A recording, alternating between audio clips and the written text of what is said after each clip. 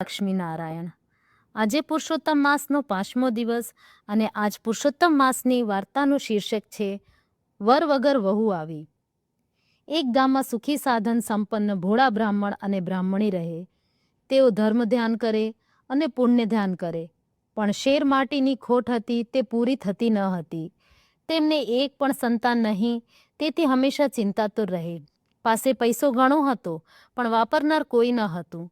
તેઓ દરરોજ પ્રભુ પાસે પ્રાર્થના કરે, હે પ્રભુ, અમે એવા તે શું પાપ કર્યા છે કે અમે વાંઝ્યા રહ્યા છીએ, માટે અમારી મનોકામના પૂર્ણ કર. એવામાં પવિત્ર પુરુષોત્તમ મહિનો આવ્યો અને બ્રાહ્મણે પુરુષોત્તમ મહિનો નાવાનો સંકલ્પ કરી બેઠા. ગામના સ્ત્રી પુરુષો નાવા જવા લાગ્યા. સૌના મોઢે પુરુષોત્તમ પ્રભુનું નામ હતું. બ્રાહ્મણીઓ પણ પુરુષોત્તમ માસ નાવાનો, પુરુષોત્તમ પ્રભુના ગુણગાન ગાવાનો સંકલ્પ કર્યો હતો.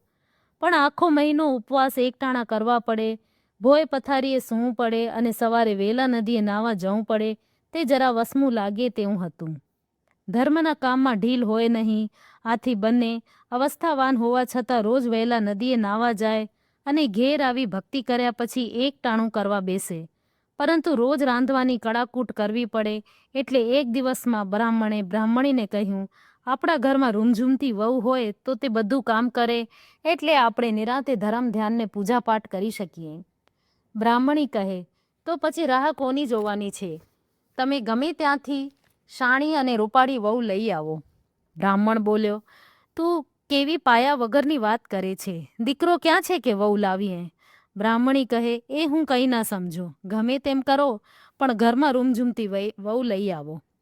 બ્રાહ્મણ મૂંઝાયો, એટલે બ્રાહ્મણીએ કહ્યું, જુઓ, તમે એક કન્યાની તપાસ કરવા નીકળી પડો અને જ્યાં તમને શાણી સદગુણી કન્યા દેખાય ત્યાં દીકરાના વિવાહની વાત કરવાની.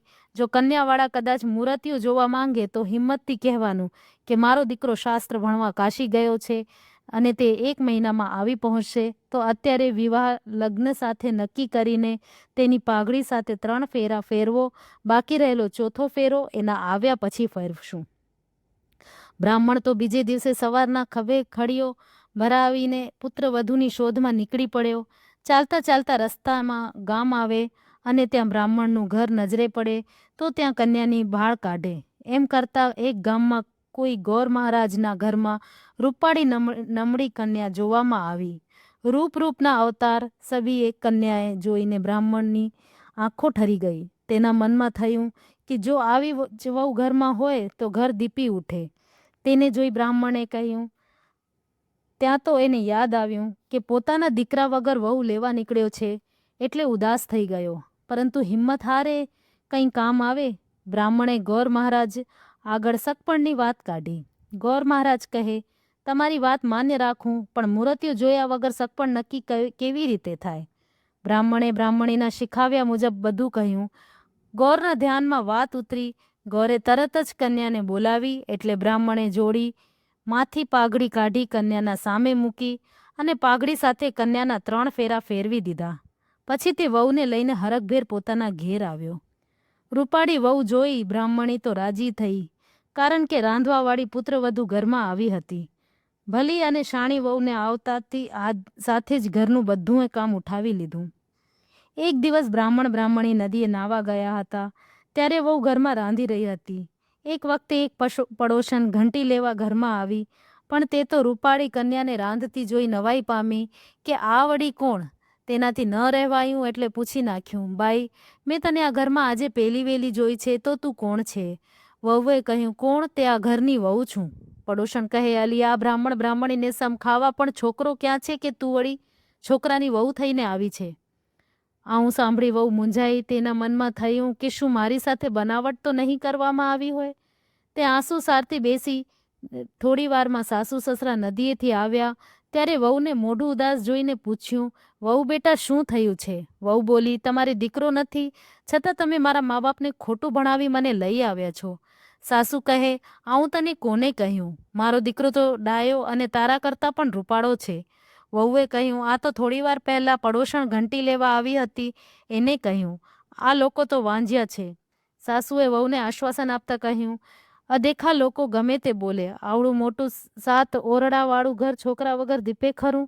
એમ કહી સાસુએ ચાવીનો જુડો વહુના હાથમાં આપતા કહ્યું, વહુ બેટા, આમાં 7 ઓરડાની તાળાની ચાવીઓ છે, તેમાં બધું ભરેલું છે, પરંતુ ધ્યાન એટલું રાખજો કે 7મો ઓરડો ભૂલે ચૂકે ઉઘાડતા નહીં.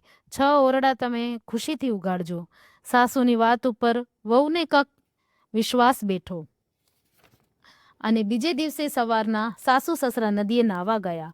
એટલે વહુએ જુડામાંથી ચાવી વડે એક પછી એક કરતા 6 ઓરડા ઉઘાડ્યા. જોયું તો દરેકમાં વિપુલ સામગ્રી ભરેલી હતી. અનાજ, વસ્ત્રો, વાસણો, સોનાની લગણીઓ, ચાંદીના પાટો, સુગંધિત દ્રવ્યો અને ઝેવરાત બધું હતું.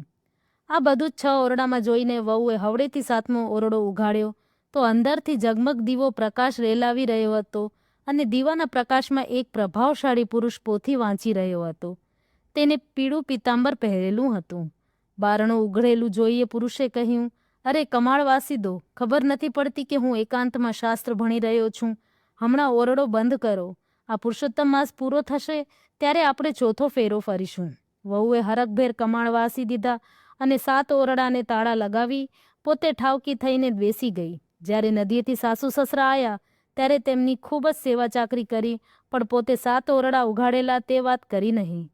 પેલી પડોશન રોજ ગમે તે ચીજ વસ્તુ લેવા આવે, બ્રાહ્મણના ઘરમાં વહુ પાસે આવતી અને વહુના તેના પિયર ભાગી જવા ભંભરેડી કરતી, પણ 7મા ઓરડામાં પતિને સગી આંખે જોયેલો એટલે તે શાંત રહેતી અને પડોશન જતી રહેતી. થોડા દિવસ પછી પુરુષોત્તમ માસની પૂર્ણાહુતિ થઈ એટલે વહુએ સાસુ સસરાને નમન કરીને કહ્યું, મારે હજુ ચોથો ફેરો ફરવાનો બાકી છે, માટે અહીંયા ચોરી રચાવો ને મંગળ ગીત ગવડાવો. સાસુ સસરા મૂંઝાયા કે દીકરા વગર ચોથો ફેરો ક્યાંથી ફરાય. આ સંકટમાંથી ઉગરવા તેમને પુરુષોત્તમ પ્રભુને યાદ કર્યા અને પ્રાર્થના કરવા માંડી, હે પુરુષોત્તમ પ્રભુ, અમો ભાવપૂર્વક તમારું વ્રત કર્યું હોય, શુદ્ધ મનથી તમારી ભક્તિ કરી હોય તો અમને આ સંકટમાંથી ઉગારી પ્રભુ અમારી લાજ રાખો. ધડાધડ કરતા 7 ઓરડાના કમાળ ઉઘડી ગયા અને પીળા પિતાંબર પહેરેલા પુરુષોત્તમ રાય ચાખડીઓ ખટખટાવતા 7મા ઓરડામાંથી બહાર આવ્યા. બ્રાહ્મણી તેમને જોઈ એટલા બધા હરખાઈ ગયા કે દોડીને ભેટી પડ્યા. પછી ચોથું મંગળ ફેરું વર્તાયું અને લગ્ન વિધિ પૂર્ણ થઈ. બ્રાહ્મણીને અત્યંત હર્ષ થયો, કારણ કે તેમને પુરુષોત્તમ ભગવાન ફળ્યા હતા. પુરુષોત્તમની પ્રાર્થના સફળ કરે સૌ કાજ, ખોટ પૂરી સૌએ કરે એવા ગરીબ નિવાજ. હે પુરુષોત્તમ પ્રભુ, જેવા તમે બ્રાહ્મણીને ફળ્યા તેવા પુરુષોત્તમ માસ નાનાર તેમજ આ કથા વાંચનાર સાંભળનારને ફળજો. બોલો પુરુષોત્તમ ભગવાન કી જય.